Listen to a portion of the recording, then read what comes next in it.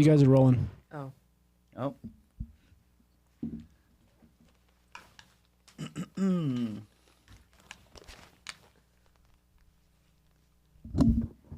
you send me the link, Sean? Hello. Oh, I got told that my voice was really nice. It is. It's all right. Thank you. Like relaxing or just Well, for the calm when or- they were listening to the their live. We're I'm about to expose myself because we're gonna see if we get some hate. They'll be like, "Ooh, I like Maya better," or Oh shoot! because they haven't seen me on the pod yet.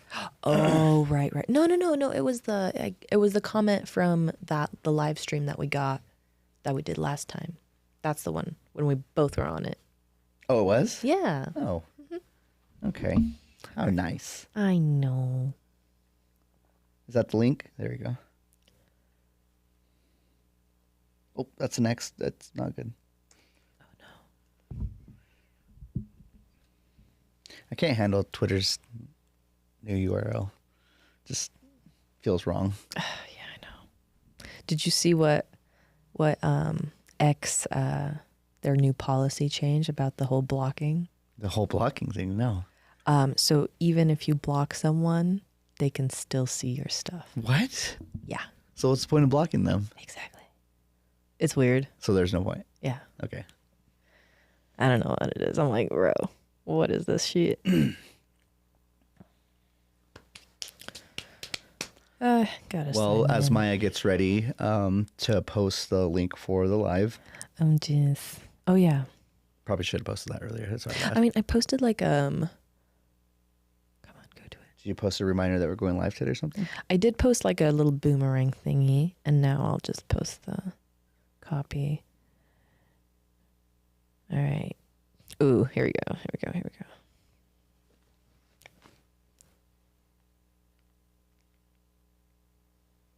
Going live for Shady Business.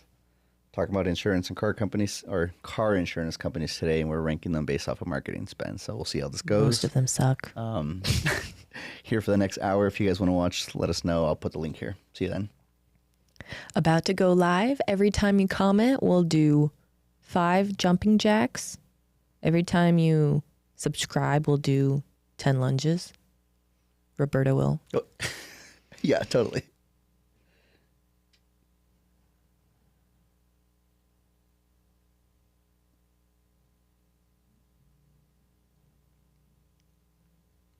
So exciting right now. Customized sticker. Ooh. Right here. Boop. Beep up. Boop. And Ka-chow.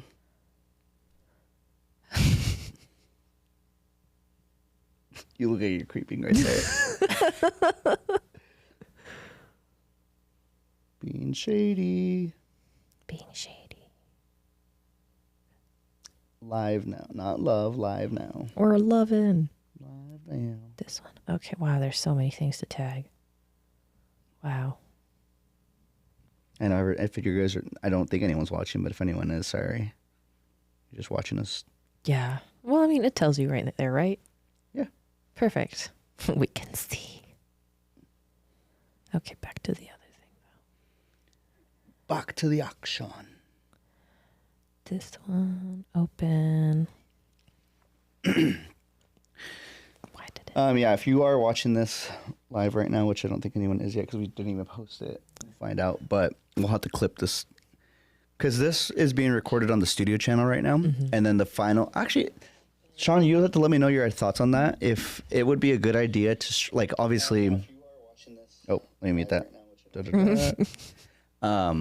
If we were to go live on this channel, obviously, because we can't get on the other one, but then we post like the edited version on the actual Shady Business page. What do you think about that, Sean?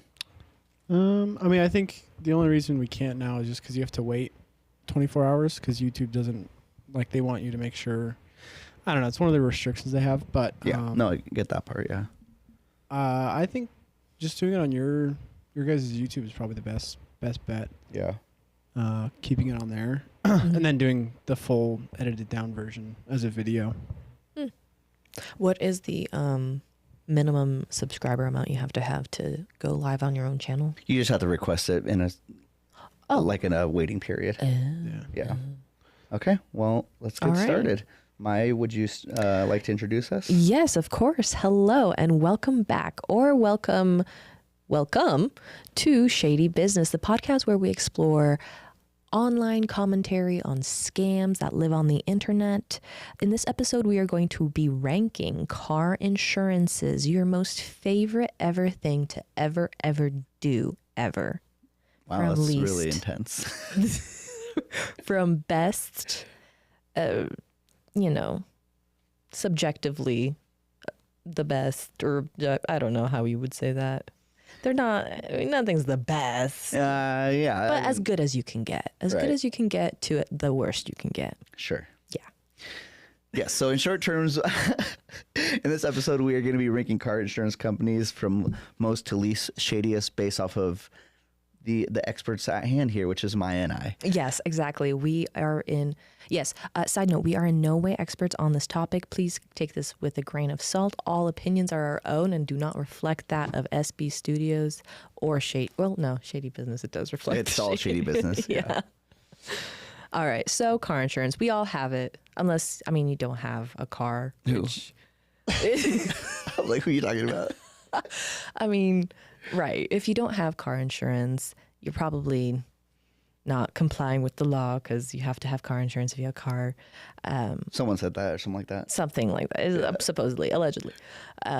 But if you do have to have car insurance, you want to kind of know what you're dealing with, right? You want to know if they're actually spending money on your claims or if they're just spending money on advertising and marketing, just like Allstate, just like Progressive.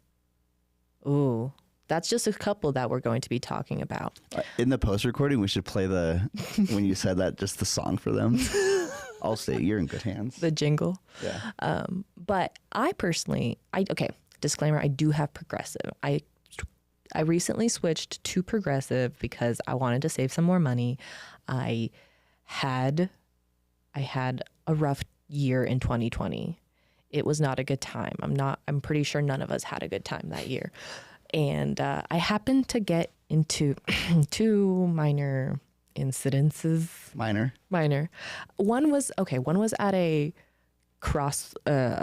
four-way stop. And then the other one was a personal, it was just not a good time. I won't get into that in case there's like a statute of limitations or something like that. I didn't do anything too bad. It's minor. Everything's fine. We got fixed up. Everything's fine. She didn't do anything. Just end of story. Yeah, end of story. Anyway, but they offered a really good rate. So I went ahead and clicked on them and bought it. And so far, so good. Okay. I am in a claim right now, though. Ooh. Yeah, my sunroof exploded on my RAV4.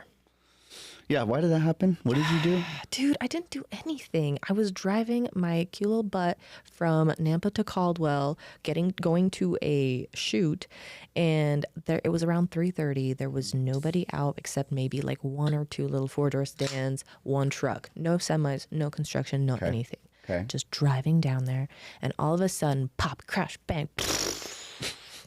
Yeah, it was scary. The inside cover was closed, like the one that, you pull to not have light come through. Right. Well, I had that closed, so thank goodness, or glass would have like gone down and shattered and scraped me and whatever. But yeah, it just exploded, whatever. Yeah. I went to the Maverick right there and I looked at it. I was like, oh my God, couldn't find anything like that broke through. So let's talk about that real quick, though, because I would say that I've met a lot of people, and he's met a lot of people.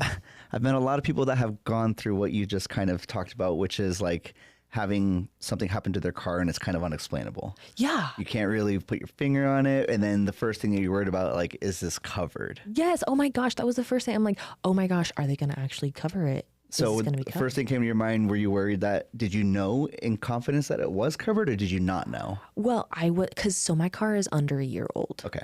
So I was hoping it would be warranty. It's not, by the way. No glasses. So just because you had a new car and it was pretty, you would assume limited warranty or some sort of warranty within the time frame that you bought it. So you're like, I feel like a lot of people go through this too, is that they're like, oh, well, this is a brand new car, so it has to be covered, right? Yeah, that's like what I thought. A tire might go out or something with the engine might go out, and you're like, well, actually, the engine would probably get covered under the warranty. It's anything. I learned about this because we're in the future now. This is in the past. I've dealt with this. We're done.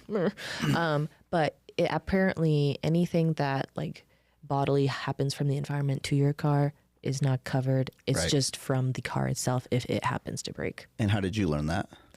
I talked to Toyota. Yeah, exactly. So I guess to kind of Are close they that, lying? no, to close that detail is that like Maya is explaining something that a lot of people don't do, which is know their car policies or their insurance policies. And I do not like insurance companies, but I will tell people right now that like you have to read what you're getting into. True. And you have to be able to understand, read your policies, and know whether it's covered or not. And that's really sometimes all it takes. And unfortunately, a lot of us don't read things that we sign. No. It wasn't under warranty, but it was covered by my car insurance. Okay. Yeah, I had a deductible. So it's going to get retro paid. Hopefully. I'm going through that right now. But we'll see if they actually pay out. Yeah. We'll see. What's State Farm's slogan? They're like State Farm replaced. No, but are they the one that's always talks about there's that's the one with like all the weird things that could potentially happen, right? Yeah, the they're like that's covered or whatever. You got a freak snake that slithered into your car and broke all your windows. It's covered. I don't know. It's not covered. Don't. I don't know. It reminds me of the old saying that there's an app for that. Like there's an app for that. Yeah. It was that easy. Okay, so for me and insurance companies, I have a bone to pick with them, and the bone is going to be being picked right now. So I've dealt with insurance carriers from Progressive, the General, Farmers, Travelers Insurance. Around. I've had to shop around, and I've had experiences with many of them that I'm not very fond of. Long story short, I think the most recent experience that we dealt with insurance was when we were working with Travelers and the General. And both of them have yet to resolve the issue, unfortunately. And if they do end up catching wind of this in any sort of way, I hope they look into it and they realize that, I don't think what was done at the end or hasn't been done is very fair, but what's fair in life, right? Truly. Long story short, I had bought a car when I first moved to Idaho, and I put down a pretty big down payment just to be able to get it. I was really happy. I saved up all that money, and it was a bigger car, so that way I could drive myself around. My friends could borrow it. I have 2 kids of my own. I wanted to be able to like just carry everyone in it. So I found this great car, got it at a buy now, pay later place. Don't buy cars from there. If you really need to, do it, but just be very careful. That's what they're there for. Yeah, that's what they're there for. They're not meant for if you're financially able to get a vehicle. It's just more of if you can't and you need a place that will offer you one. So long story short, I went to a buy now, pay later place, and I ended up getting a vehicle. And this is where I guess where it is my fault in terms of I didn't buy gap insurance because it was a very old used vehicle. Gap insurance. I had put down a big payment on the car, and the payments that were left over weren't that big. Excuse me. So I was just, I guess, assuming the best situation would have happened, which is nothing was going to go wrong. But when you assume that, that's when things typically go wrong. It's true. It's true. And within 25 days, I think our first payment was coming up about in the next 5 days. I was working downtown, and we ended up parking our car downtown over by just the street parking in downtown Boise. And I came out from work one day, and the car was completely totaled. A drunk driver had ran into my car, into somebody else's car while also totaling his. So there's about 3 cars that got messed up. Long story short, the car ended up getting paid off. Never got any money back for the down payment. And I ended up losing the vehicle itself, and we were left without a car. And it was probably one of the most frustrating things because the Geico at the end of the day wasn't willing to accept responsibility from their driver, or not Geico. The General wasn't willing to accept responsibility from their driver. There was a court case that was supposed to happen. The guy ended up not showing up. He didn't go to the court case. And now the insurance companies are arguing with one another because they can't put blame on one person or the other. Right. Even though the guy was clearly drunk and hit the vehicles, they still don't want to accept responsibility. So just the fact that there are companies that are meant to protect you, and they're willing to do anything they can to not pay out is a very, very frustrating thing to deal with. And it's a very, I would say, shady thing to do. Oh, yeah, especially when it's like these sensitive events that are basically inevitable. There will be an accident sooner or later. Yeah. Someone will be distracted. Someone will be inebriated. Something is going to happen because we're not perfect. Nobody is. Yeah. And so these companies, this idea of insurance that was created so that there was a coverage, that there was a third party that would be able to delegate funds and all that sort of thing, it kind of feels parasitic, almost like they're kind of feeding upon what is inevitable. Yep. And they're going about it in a way where they're like making characters out of it. They're making these slogans, and it's a manufactured product at this point. It's like who can have the catchiest jingle, who can have the most recognizable person face their insurance company. But all that just says that they're spending more money on marketing versus on you. And that's where we're going to be going over the numbers and seeing where exactly the money is flowing, where exactly you should be going to. Because, I mean, yes, there are the slogans are catchy, the characters are catchy, but that's the shady part of it. That's the trick. They're trying to just catch your attention. And so here we go. We're going to get into the breakdown. Yes, ma'am. Yes, ma'am. So yeah, we're going to, we picked a list of companies that after Maya and I did some research, found a list of companies, and we're going to be essentially ranking them based off of the amount of marketing spend annually that they have. And as Maya said earlier in the episode, a little disclaimer, and I'm going to read this to you guys. Is that Maya and I are not advising you guys to pick someone or to select a specific insurance company. Neither of us work for insurance companies, and we have our own personal experiences and opinions about insurance. But all we are doing is sharing research that we've collected based off of what's available on the internet and that we have access to. And we truly believe that if you guys don't have the time to do the research, or if you guys wanted this information, you can obviously watch this podcast so you can get it from us. But again, we are just collecting information that's already available on the internet and hoping that the more information you guys have, the better decisions you can make. Exactly. You said it perfectly. Sweet. So how are we ranking them again? Based off of marketing spend and the amount of money spent annually, whether it's to obtain customers, pay mascots, or to pay spokespeople. We have a little bit of details for each person that we pick, and so we'll kind of run through those brief. We'll try to run through those in detail without getting stuck on one. But we are gonna do from. Are we gonna How about the lizard? Let's do the lizard first. Are we going from worst to best, or what's our ranking? Let's just go off of. Because we ranked them as a 1 through 10, but I think we did 1, which is the most spent, wasn't it? Yeah. So should we?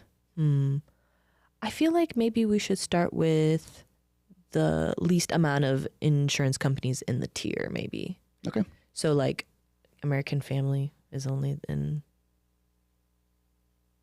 Let's see. Because there's actually a lot more in the S tier, which is actually pretty nice. There's also a bunch in the D and F tier, but not bad. Okay, well let's start with the F tier.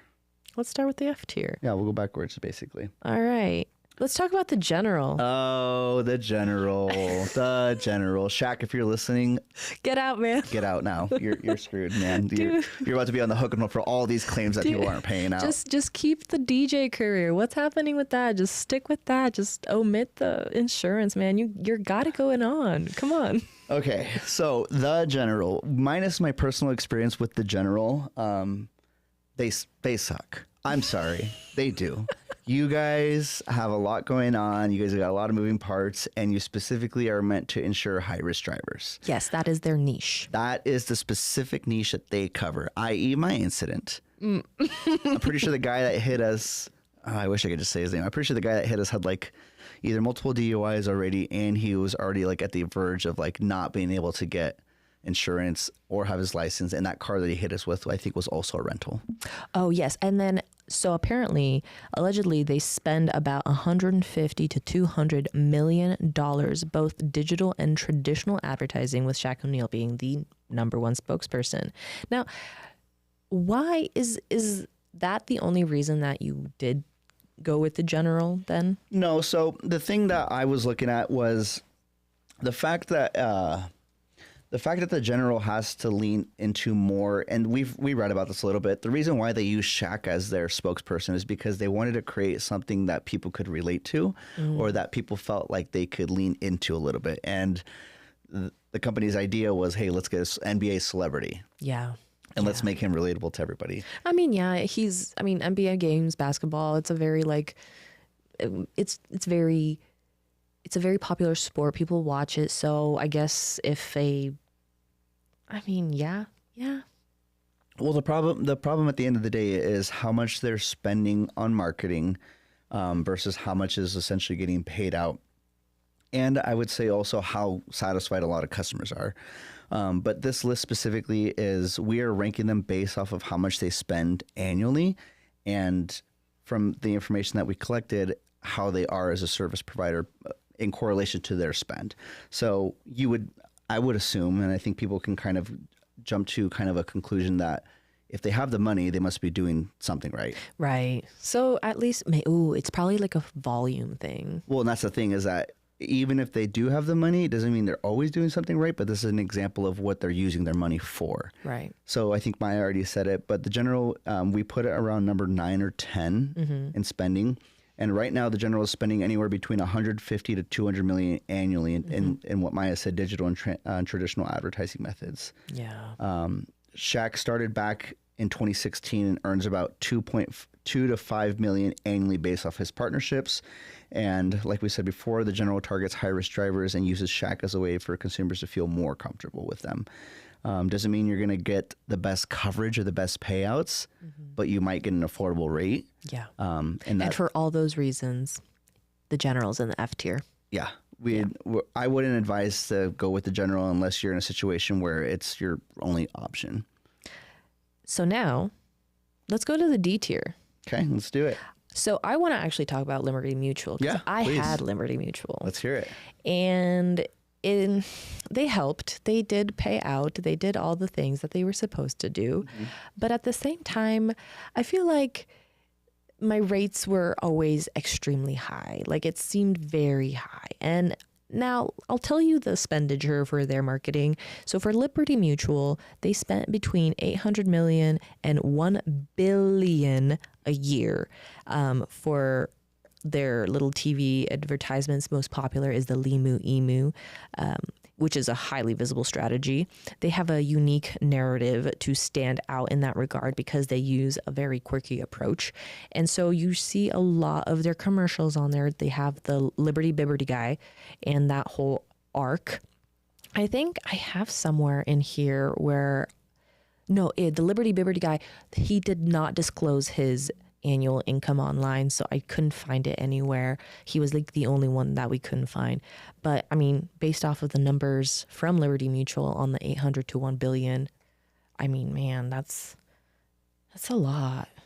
It's a lot, and for what? Well, kind of what you just said, though, Maya, is that we can't really argue that their marketing efforts aren't working. That's true. That is true. It's just a matter of how satisfied customers are and how they're being taken care of. And just because we're ranking people off of marketing spend doesn't mean everybody that spends money is shady or we don't like them. But you do have to look.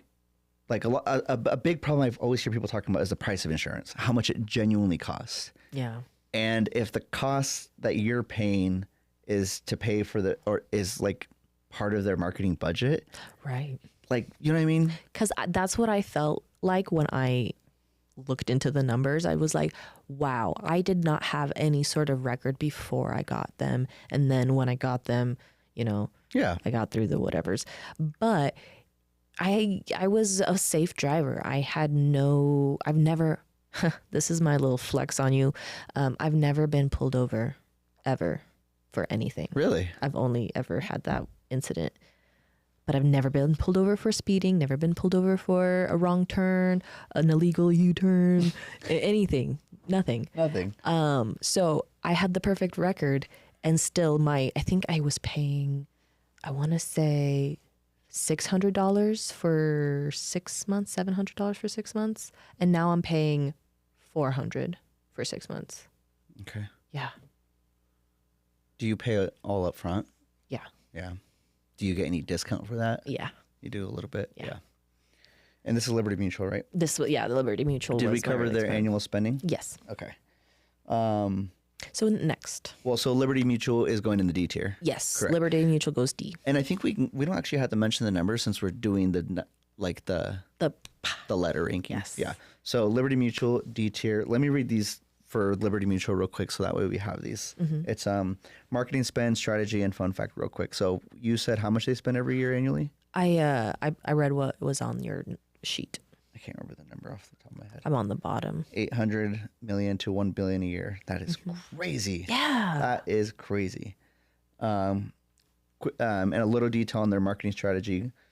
Maya was saying this, but their only pay for what you need campaign is built around providing customizable policies, and the ads often feature the Statue of Liberty as a visual element to reinforce their brand identity, which is a pretty good move for the American people, I would say, if it really reinforces the U.S. kind of the proud American kind of ideology. Right, Like it makes you like, okay, I want to be a part of that. Do you think, I mean, obviously they do it on purpose. They kind of take that imagery, the patriotic feelings of like, but I've always wondered why it is that that's what car insurance companies cling to. Like, I wonder if it's like that whole, like, I think it's ethos or pathos versus ethos. Yeah. Is it what is it called? The person of credibility, or is it something like that? So I think and you might correct me if I'm wrong. I think what you're bringing up is like them working on human emotion. Yeah. So in marketing, that's the two approaches are hedonic versus utilitarian marketing styles. And hedonic is when you try to sell laundry detergent, but you make a commercial about how your kids should always have clean clothes and what that does to them. Yeah, and grandma's doing the laundry and families are united because you have clean laundry. Yeah. That's a hedonic marketing approach. And so Liberty Mutual and insurance companies, they had to get you excited about insurance. They had to get you to want to have an emotional response when it goes to, I'm proud to be a Liberty Mutual customer, or USAA where they're going for like the veterans. And yes, they have that specific market too. Yeah, so they're trying to yank on the human emotion aspect, and sometimes people forget that. It's at the end of the day, it's a product and a service, and you're just buying up based off how you feel. I wonder if how people would feel if they recognize that the car insurance companies, they're all basically the same, but they're just picking a different audience. Like if they understood that, I wonder if that would change the playing field of the supply and demand of car insurance. I think it would, because then you wouldn't be able to really necessarily bank on the fact that people are emotionally invested. People would start to move to more of a logical or technical deal selection. Like, do you think that then the companies would be forced to kind of like maybe front numbers instead of flow from Progressive? Well, actually, you brought up a really good point and a good idea, because I'm pretty sure back in the days when marketing was like in the early 90s and 80s, there was a lot of regulation. Oh, hold on, the heck. Oh no. I don't know why that just happened. There was a lot of regulations about how you can market and what you can say. And this is a big problem with kids, how companies were to create certain imagery or create certain messaging focused around either the parents or the children. And you can't do that. There's a lot of advertising rules in place right now that don't let you market specifically towards children in certain styles or manners, right? So if they were to put a legislation in where it's like car insurance companies aren't allowed to embed, how how do you say this? Because obviously there's emotion behind everything that you're doing when you're making a Right. decision. But like if the marketing was kind of regulated to the point where you can't convince people to buy something based off of emotion and you have to be able to do it off of a factual level, I think that that would force the companies to like actually show numbers, be logical, show like the results of their payouts, and then people will be like, okay, well, you can't convince me to buy it because it's the next best thing or it's humorous, but it's actually just not a good deal. Yeah. Like so, you have to give yeah. you have to give the consumers a fair shot. Yes. You can't keep deceiving people and convincing them to buy something when you know it's not the best deal or it's the best thing from them. And I feel like they're doing that right now. Oh, 100%. Oh, 100%. I wish there was some sort of legislation in place to kind of curb some of the advertising, because it's a different story when you're trying to advertise a perfume, Sure. a new shirt or something like that, whatever. But because that's something that you don't necessarily need. You might want it. You might want a new shirt. You won't want a new perfume, but you don't necessarily need it. With car insurance, we've made it in society that this is a thing that we need, and we're treating it as if it's this like luxurious, fun thing we're doing. Yeah. And I don't feel like it should be. And I feel like legislation should be put in place to like curb that. Actually, I've changed my stance. I want it. Yep, perfect. 100%. Legislation on car insurance and how they market. I like that idea. Okay, so our next company that we are reviewing is Allstate. Perfect. That one, okay. I know I just said that I hate their marketing, but Allstate is Allstate the one where they have that guy, the deep voice guy. So what's his name? We had it on here. Let's see. Dean Winters. Dean Winters, my man. Dean Winters. Oh. Now that's a hear me out cake if I've ever seen one. We should do a hear me out cake. So Allstate is spending around an annual marketing budget of around $500 to $600 million a year. Oh my God. And that's a lot of money. That's a lot of dough. Wow. Their marketing strategy is focused around the Mayhem campaign, right? The Mayhem campaign is a significant part of their marketing, focusing on the unpredictability of life and the need for insurance. The character Mayhem causes accidents to illustrate how unpredictable events can lead to costly damages. Quick fun fact about Allstate: their "You're in good hands" slogan has been in use since the 1950s, and giving them one of the longest standing brand taglines in the industry. Holy mother. So if you know Allstate, there's a reason. They've done Yeah. a very good job of sticking around and sticking to their message and what their brand is. Yes. And I mean, from all the consumer reports that we've kind of gone over, it seems like Allstate does do some good. They have some recognition, but that's probably because they've been around for so long. Right. And with how long they've been around, the one thing that you have to keep in mind and consideration, and Maya and I had to do this when we were doing our research, is like how big their pool of clientele is compared to the payouts that they do. Because obviously a car insurance company with a larger pool of people, more submissions in terms of claims, are going to have a higher amount of payouts versus somebody that doesn't have as much. Or they might even omit states because they don't serve those states, like Exactly. Alaska and Hawaii. Yes. Which that's what we found out in some of our research. I did not know this, but apparently there are some insurance companies that will not cover certain states because of like the prone of accidents or prone of natural disaster. 100%. And I mean, it seems very obvious, but like I personally didn't even think of that. Yeah, and the interesting part too is that Allstate has been going so well that they have stuck to their traditional like TV advertising. They do some they do quite a bit of digital advertising in like the Snapchat, Instagram, social media space, but they continue to dominate TV's advertising spend just based off of the credibility that they already established and how long they've been around. Do you think as Generation Alpha is rising and, growing older, do you think that they'll have to maybe switch over to different avenues of advertising? Or do you feel like they're going to kind of like do it until they're forced with like customers not coming in? I would say just like everything, the media and the way that people consume stuff and just like the methods of consumption are always going to be changing. So they kind of have to adapt. I obviously everyone dies at the end of the day. So these spokespeople and who they are may not be around forever. So they may have to shift to a different form of spokesmanship, distribution, or even just kind of marketing methods. Yeah. I mean, in the future, people talk about omni-channel marketing, which is basically the idea of being able to market to anybody from nearly every touch point possible. So whether it's at home, in the car, on the airplane, on the bus, just like you never know. That's giving me like Black Mirror vibes, like constantly being bombarded by advertisement no matter where I go with the same like say something. I hope we got that on. I really hope we got that on. You probably did. By the way, it says there's 3 people watching right now. I'm probably one of the 3.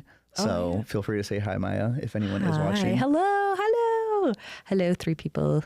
And so far we just finished covering Allstate. So Allstate is in the D tier in our opinion. This is based off of how much they spend. Another fun fact is that Dean Winters, is that his name? Mm-hmm. He earns around $4 million annually, it seems like. So not a bad gig. I would do it too what does he say? Allstate. What is he say? You're in good hands, right? You're in good hands. I can't go that way. Can you? No, I don't want to try. Okay. But they are in the D tier in our opinion, just based off of how much they spend. They spend quite a bit of money in their marketing efforts. Their policy prices are, I wouldn't say they're the worst, but they're not the cheapest. No. Good coverage, high price policies. If you have, I'm sure they have the bundling deals and discounts that everybody does. Yes. But at the end of the day, if you can't afford it, you can't afford it. That's and true. If they're marketing to you every single moment of the day and you just see them all the time, it kind of gets annoying. So D tier, Allstate. Awesome. So now we get to go into the C tier. The first one that we have is Progressive.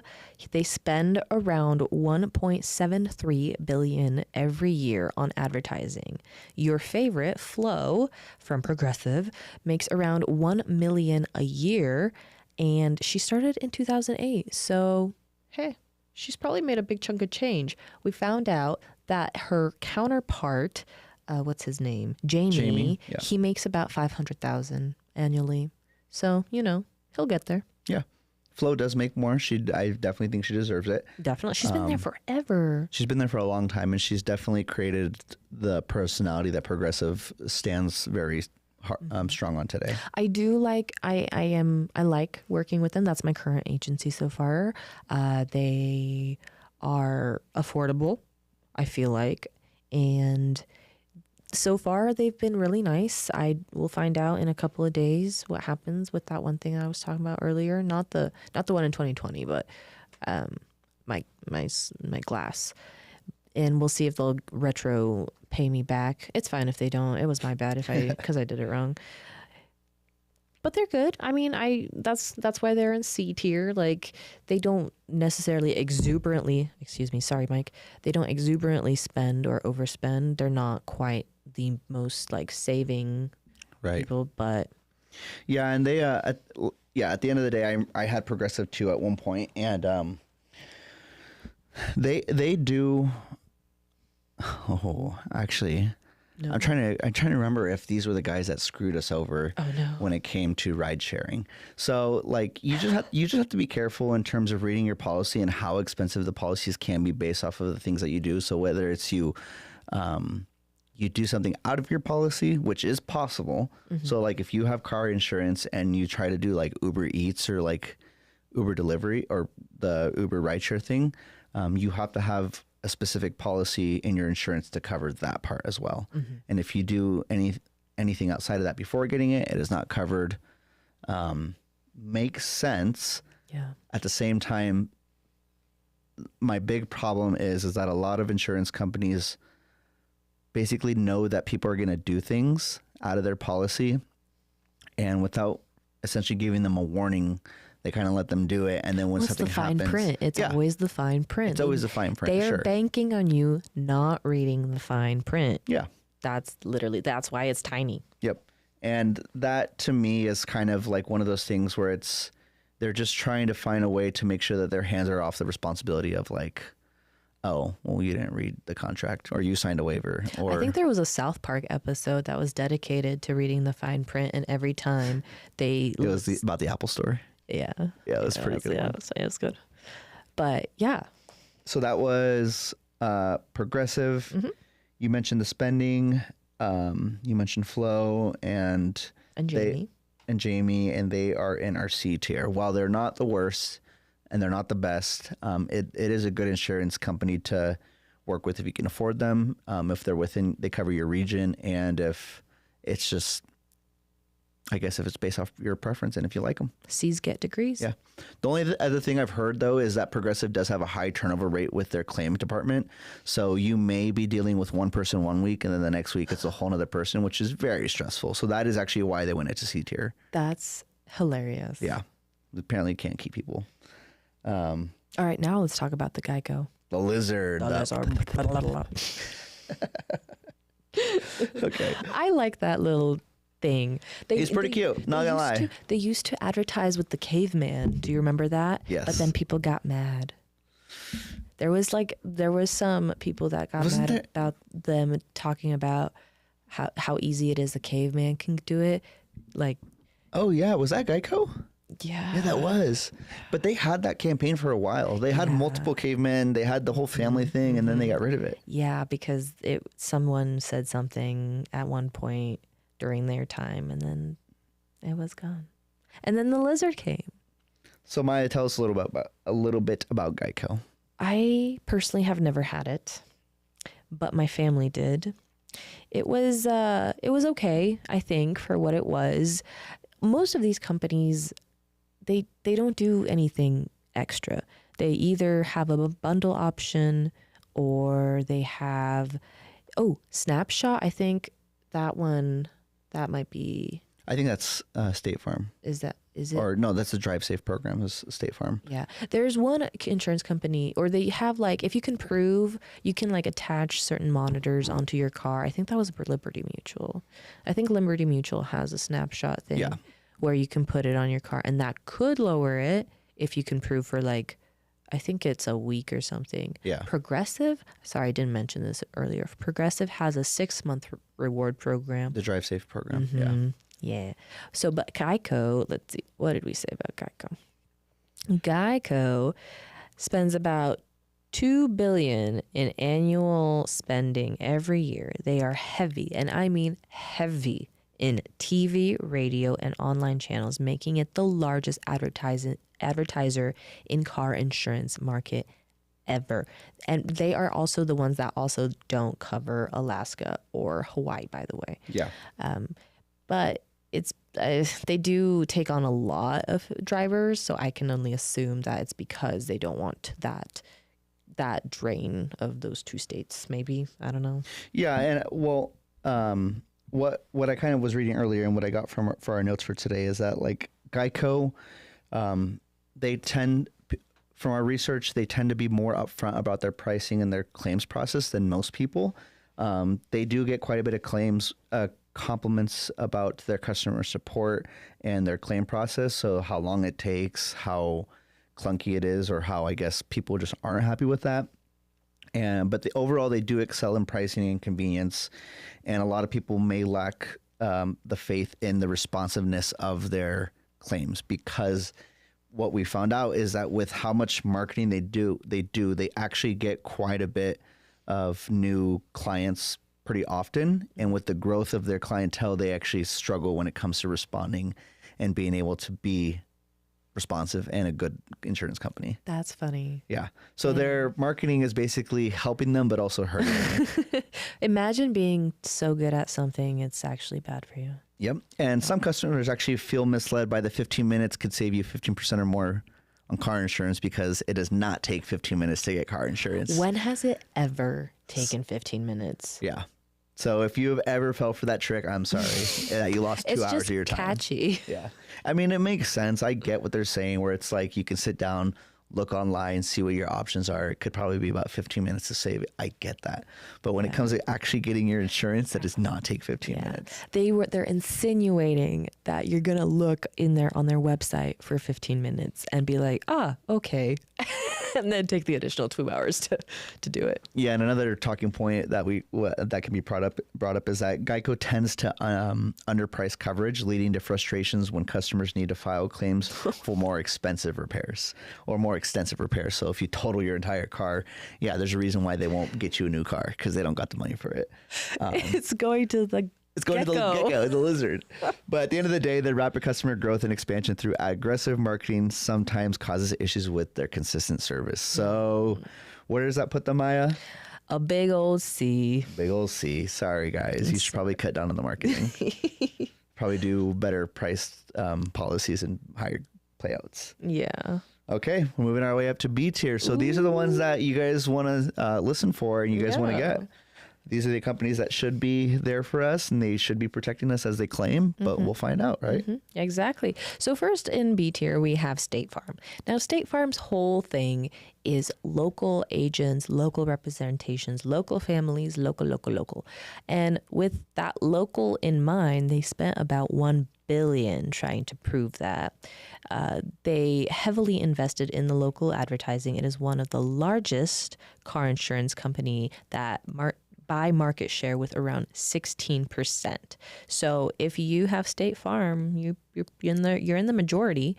They do spend a lot, but simply based off the number of claims that they write off. What did that mean? What part? Simply based off the number of claims that they... Oh, that line after the around 16%. It is one of the largest car insurance companies by market share with around 16% of simply based off of the number of claims that they write. They focus on strong presence, local agents, and celebrities. I think we were talking about just putting them in the B tier because of how many claims they actually pay out. Gotcha. So like they actually pay, okay. Yeah. So the problem with that one is that they essentially do accept a lot of payouts and they do process a lot of claims, but it's the way they handle it, the time it takes, and how much you actually get at the end of the day. Have you had personal experience with them at all? So I did have State Farm for one of my first insurance carriers when I was about 18 or 19. The one thing I did like, and that I think a lot of people do like, and why they have such a big market share, is that I worked with a local agent. I worked with somebody that I could go see, somebody I could talk to, and somebody that I could at least blame for any insurance issues in the future.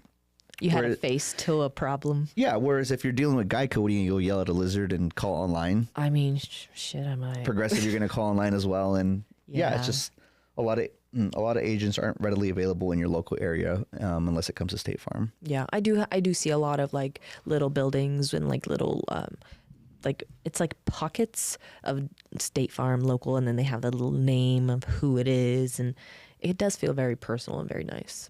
Yeah, the part that's just, I guess, where it's tough is that what people need to realize is that the more money that these people are spending on marketing, typically means that their policies are going to be higher priced because their overhead for their company and the way that they run are a lot more expensive than the lower insurance companies. Yes.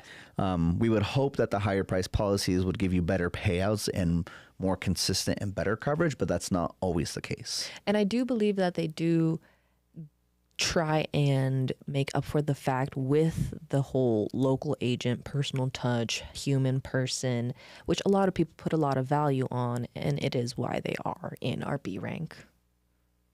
For the shadiness. For the shadiness. So you can get State Farm in terms of reliability. Yeah. In terms of price, it's not going to be the cheapest. No. But it is going to be reliable because there's either your local agent, another representative, or you can always hit up corporate. So at the end of the day, if you're looking for insurance that's reliable and that you can afford and depend on, State Farm can be a good option for you. State Farm. Da, da, da, da. Okay. And then Who's next? We only had one in our B tier. Yeah. Yeah, we weren't really messing with these guys. We kind of were pretty strict on them. Very. And I'm actually surprised we pushed State Farm up there, but compared to the other ones that we had on our list, they. Oh shoot. What? When we said that Geico does not cover Hawaii, it does cover Hawaii. Geico is the most popular in Hawaii. Well, we didn't say that one about Geico specifically. You were just bringing up that there's some insurance companies that don't cover. I think I said Geico. If you were watching earlier and Maya said Geico doesn't cover Hawaii, she was wrong. Yeah, I was so wrong. So wrong. Sorry. Geico does. It is the most popular, but there are some that don't. That is true. Okay. Let's move on to A tier. A tier. And A tier for us is basically, I guess, the insurance company that we felt more comfortable seeing people sign up for. Yeah, and they just had a more respectful spending budget. And I'll kind of dive into this one a little bit. Let me see. This was American Family, right? Yes. Yes. So, ding, ding, ding, American Family Insurance. We'll go into A tier in 1 second.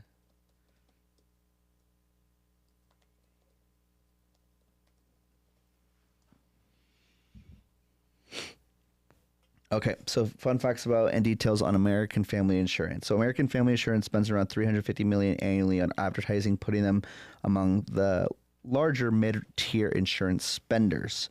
The strategy for them is focusing on family, community, and trust, often featuring real-life stories of families overcoming difficulties with the help of their insurance. So kind of what we talked about earlier, how they're really banking on the hedonic approach of marketing when it comes to selling you insurance. Grandma has American Family. Yeah.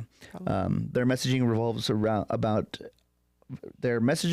around being there for the life's biggest moments, which resonates with a wide audience, particularly homeowners and families.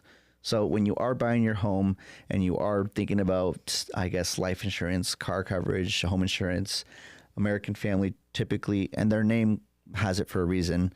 Their logo even pretty sure even has like a little home, house, a little house thing.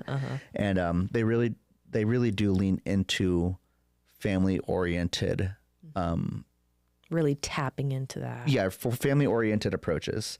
So they're really wanting to bank on the fact that you love your family and you want to protect them, protect yourself. Imagine watching one of their advertisements and you just have a really bad relationship. Be like, where's that lizard? Exactly.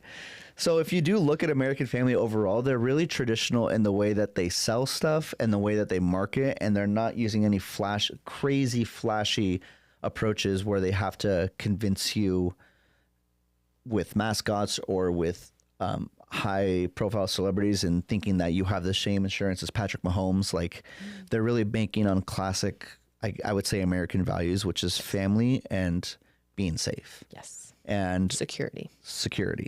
And with that being the case, you have to give them some benefit of the doubt that they aren't as shady or deceptive as other people that are having to convince you to buy something that you hate, which is insurance. And with having such a large pool of people that they serve, with how much or how little relatively to the other companies that have spent in marketing, that is a sure sign to show that they do have retention. They do have customers that do respect and like their services. Yeah, and I even went and I pulled. We used our analyst Sage /GPT here, and she was actually putting American Family in the middle of the pack for shadiness. Oh. And this is what she is saying. She's saying, well, American Family doesn't have as many headline-making controversies as the larger companies, but has still faced heavy criticism for handling claims poorly, especially in complex or high-value claims. Oh. But my flip side to that is specifically what it says, which is complex and high-value claims. We're not talking about your classic fender bender here where Geico doesn't want to pay that out or General wants to be like, well, who did what, right? Right. I'm sure they're talking about floods, hit and runs, thefts, destruction of property. Something that has like a police report attached and like investigation. Something really intense. And that's kind of a given. Yeah. I wouldn't really want to blame, I wouldn't blame any car insurance company for not knowing how to always figure out the unpredictable. I mean, we've all been in some sort of accident. It's always so high emotion high, like just everything's happening at the same time. Nobody knows what's happening. Everyone sees one side of the picture. Like it feels always not completely solved or put together. Yeah. So it's like these companies are trying their best, relatively again. Relatively. Yeah, they're trying their best relatively to figure out something that'll best work for themselves as a company. That's what I'm saying. And then you, and then the other person. Yeah. And it seems that there are a lot of issues when it comes to using your insurance with American Family, where it's like if you process a small claim, your policy rates can go up and they can get more expensive. But I feel like that's a thing that happens with most insurance companies nowadays. Mm-hmm. We didn't specifically look into the increased percentage based off of claim reports, but that's something that if you watch this episode and you want to know more details about, I would advise or suggest that you look into how much what was it specifically? How much your insurance will go up if you make or file a claim? Yeah, that dings you. You become not a good client. Not apparently, a good client, yeah. Just because you use the service, you become obsolete. But other than that, they got positive customer perception, and they tend to do a lot of community involvement and focus and outreach. So that really, I guess, counteracts the negative perception that you have about American Family, putting them in the A tier for insurance companies. Ding, ding, ding, ding, ding. Okay, and then S tier, S tier, S tier. Yep, the one that seems to be top of the food chain right now. Again, this is Maya's and I's, or someone knock. Come in. Come in. Let's see, special guest. Come in. Oh. I guess not. Oh. Surprise. I keep hearing that move. Anyways, so S tier ranking is who is on the top of the food chain right now. Again, this is Maya's and I's opinion based off of the research that we've done, but it seems to be that USAA is top dog right now. Is the best, apparently. Allegedly. Things are subject to change at any moment. Okay. But USAA, they have the most, not the most niche, I wouldn't say the most niche, but they have a very, very defined niche market, and that is your veterans and their families. They rely heavily, and I emphasize heavily on that connection, because that you can't have it otherwise. You can't have USAA unless you are a veteran. Is that correct? Correct. So they are the ones who they're targeting. Their commercials are very family, emotion, patriotism, all the good stuff. And they spend about, I think, 300 million? 300 million in advertising every year. Yes, which is really good. I think that's pretty decent. I mean, marketing is a lot of money. A lot of stuff goes into producing commercials, from actors, makeup, hair. 100%. Being on that side of it, it's a lot of working cogs. There's assistants to assistants. There's producers. There's creative directors. There's script writers, there's accuracy maker, people who like make sure everything is working well. There's just so much. And so, I mean, for 300 million for what they do and how much they spend and what they bring, I think it's a good balance. Yeah. So USAA is generally well regarded, particularly for the target market of military members, as Maya was saying, and family members. They actually have very few scandals and controversies in comparison to many major insurance companies and other corporations that provide insurance. However, just like the last guys, they are in the same water as people that are having to complain about complex and high. What is it called? The high. Whatever the word I said earlier was. High payout, high value. Yes. That thing. So basically, complex claims and issues are something that I feel like every insurance company is going to have to struggle with. So at the end of the day, that's just people being unhappy with their And it's also like, if you haven't dealt with something like that and you only have a certain expertise level, you might not have like the best people working, and it might be one of those cases that just, doesn't get resolved well Yep. because they just haven't had that happen before. Exactly. And so you don't have to necessarily worry about USAA not being able to help you out. It's just there's always something new, right? Well, and you also have to have served your country. Yeah. Yeah. That's the other thing too. Or marry into it. And yeah, totally.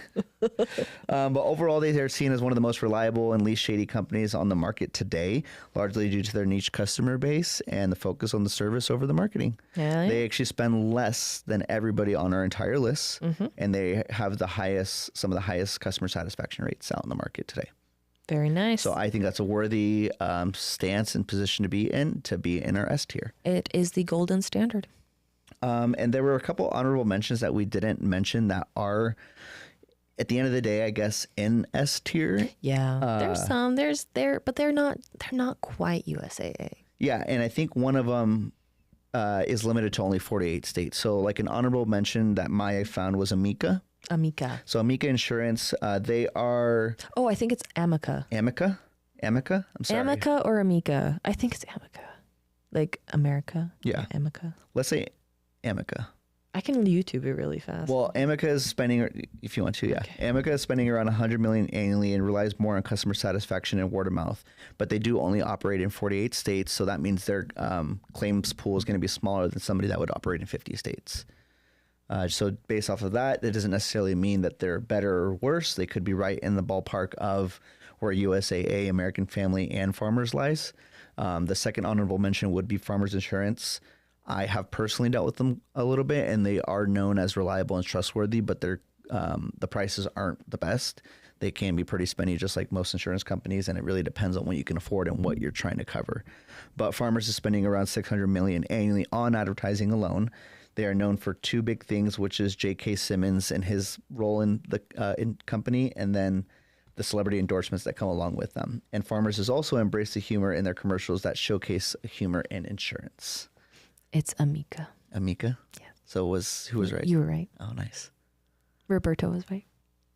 That's why he's the co-host. Yeah, but it looks like insurance companies are something that I'm still not happy to deal with, but I know we all have to have insurance at the end of the day until that changes. So if you guys want to vote for that, go ahead and put in your legislation in your local state. But yeah, that's besides the point. That's the entire point, to show you that no matter what, it's all about just making sure that you know exactly what is being put in front of you. It's the marketing, it's the commercials about with the celebrities, it's all that stuff that is being used to drive you towards a certain company so that they can sell you a certain product that you need. If you know exactly what they're trying to do, you as the consumer are then able to make a better decision, to inform yourself, to look past the fluff, to see what is truly there, what they truly offer, if they're actually a good fit for you. Yeah. And the reason why we picked marketing spend for this ranking system was because that's how you see these companies. Yes. Whether they are good or not, a lot of people that I've talked to about insurance and that I have personally, my own personal opinion about it is that I know I haven't done enough research from what I see on the computers and online versus what is actually in their policy. Mm-hmm. So you have to read your policy. You have to read the terms and conditions. And while some spend millions on marketing and they may seem trustworthy, it doesn't always point to that direction. Like we said, a USAA does spend the least in marketing annually, and they seem to be the most trustworthy.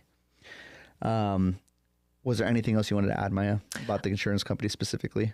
I think we said everything that was wanting to be said.